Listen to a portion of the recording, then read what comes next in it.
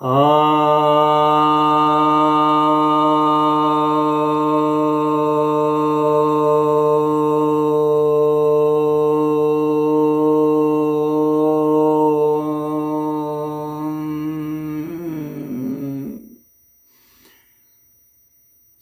भक्तजनों को सप्रेम नमन।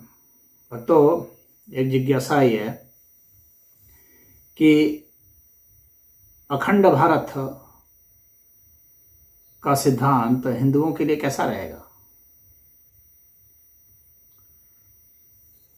देखिए, अखंड भारत की बात भारत के बहुत सारे लोग करते हैं। राष्ट्रीय स्वयंसेवक संघ अखंड भारत की बात करता है, विश्व की सबसे बड़ी संस्था है। तो ऐसे बहुत लोग हैं जो कहते हैं कि भारत की सीमा और बढ़ाई जानी चाहिए। अफगानिस्तान, पाकिस्तान, चीन के बहुत सारे हिस्से, भूटान, नेपाल, बांग्लादेश और इंडोनेशिया, मलेशिया, जावा, सुमात्रा जो बोले जाते थे, श्रीलंका, ये सब अखंड भारत के हिस्से हैं। तो इसमें अभी सबसे ज़्यादा जोर तो अभी पीओके को लेकर के हो रहा है, और पाकिस्तान अलग बन गया। बहुत लोगों को बहुत तकलीफ है कि अलग बन गया।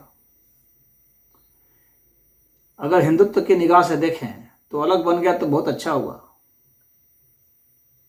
हाँ, बुरा यही हुआ कि इस तरह से उसमें जो आबादी जो लानी थी वह नहीं लाई गई।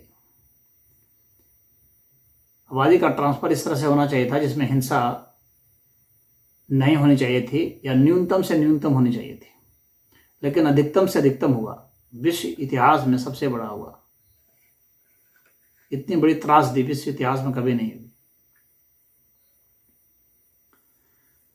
अब पाकिस्तान की तरफ से भी कुछ आवाजें आ रही हैं। पाकिस्तान में गरीबी की मार झेल रहा है, हर जगह जलील हो रहा है, बेरोजगारी है, भ्रष्टाचार है, भूखे मर रहे हैं लोग। तो अब उनको समझ में आ रहा है कि हम लोग अलग होकर के बहुत बुरा किए। तो उनमें से भी कुछ लोग हैं जो कह रहे हैं कि अब जो है पाकिस्तान को भारत में मिल जाना चाहिए। भारत जो है कश्मीर मांग रहा है, पीओके मांग रहा है, जो पाकिस्तान ऑक्युपाइड कश्मीर है। तो कश्मीर ही क्यों, पूरा पाकिस्तान ही दे दो भारत को। तो ये आवाज आ रही है, कुछ मौलाना लोग कह रहे हैं। क्यों कह रहे हैं ऐसा? क्योंकि उनको लग रहा है कि इससे जो है हमारी समस्या का हल हो जाएगा, हर समस्या का हल हो जाएगा। कौन कौन सी समस्या? जैसे खाने पीने की समस्या वो हल हो जाएगी, भुखमरी की समस्या हल हो जाएगी, और बेरोजगारी की समस्या हल हो जाएगी बहुत हद तक। वहाँ के इंफ्रास्ट्रक्चर ध्वस्त हो गए, ना सड़कें हैं, ना बिजली है, ना पानी है, ना डैम है, ना कुछ है। तो ये सब बन जाएंगी। ना ट्रेन है, ना बस है, कोई सुविधा नहीं है। ये सब हो जाएगी। तो अगर हम लोग मिल जाएंगे तो ये सब सुविधा हो जाएगी। और इससे भी बड़ा उनका हिडन एजेंडा जो है, छिपा हुआ एजेंडा क्या है कि हम लोग मिल जाएंगे तो पाकिस्तान की आबादी जो है 20 से 25 करोड़ के बीच में है, तो उतनी आबादी मुसलमानों की इसमें जुट जाएगी भारत में।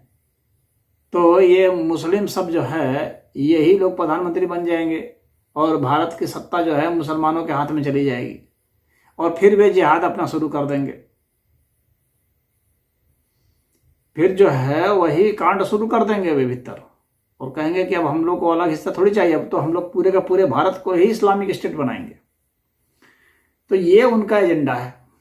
और इस एजेंडे को जो इधर के लोग नहीं समझेंगे, जो हिंदुत्व को आगे बढ़ाने का दम भरते हैं, तो बहुत बुरा होगा। हिंदुओं के लिए बहुत बुरा होगा, मुसलमानों के लिए तो निसंदेह बहुत अच्छा हो जाएगा,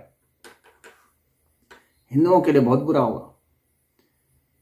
क्योंकि उतनी आबादी भारत में भी 22 करोड़ के आसपास मुस्लिम हैं, और उतना ही के करीब पाकिस्तान में भी हैं। तो उतने मिल जाएंगे तो सीधे डबल हो जाएंगे। तो समझ सकते हैं कितना बड़ा उपद्रव खड़ा हो जाएगा। और अगर बांग्लादेश मिल गया तो समझ लीजिए कि और उपद्रव हो जाएगा। तो मुस्लिमों की आबादी बढ़ा देने से देश की समस्या और बढ़ती चली जाएगी और हिंदुओं की तो समझ लीजिए कि आफत ही आ जाएगी। तो इन लोग को जितना दूर रखा जा सके उतना ही अच्छा है हिंदुओं के लिए।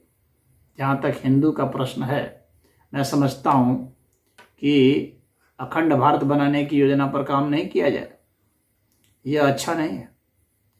अखंड भारत की योजना पर उस समय काम किया जाए जब कहा जाए कि तुम लोग अपना पहले धर्म बदलो,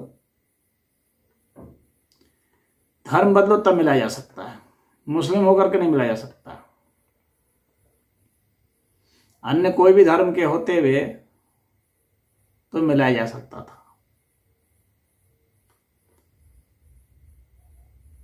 मुस्लिमों को मिला लेने का मतलब है कि एक जो है आ बैल मुझे मार वाली बात हो जाएगी। उनको जितना दूर किया जा सके उतना अच्छा है।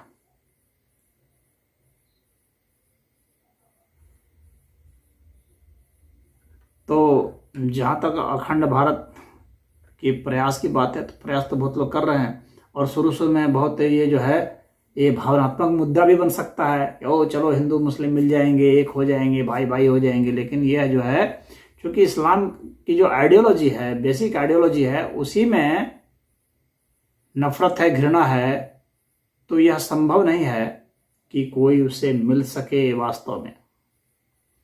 वे तो मिलेंगे और छुरा भी भोंकेंगे साथ में। यही उनकी आइडियोलॉजी है, यही कुरान में सिखाया गया है, यही उनके हदीसों में सिखाया गया है। तो उनसे मिलने का मतलब है कि आप छुरा खाने के लिए फिर तैयार रहिए। आपकी बहू बेटियों को वे लूट लेंगे,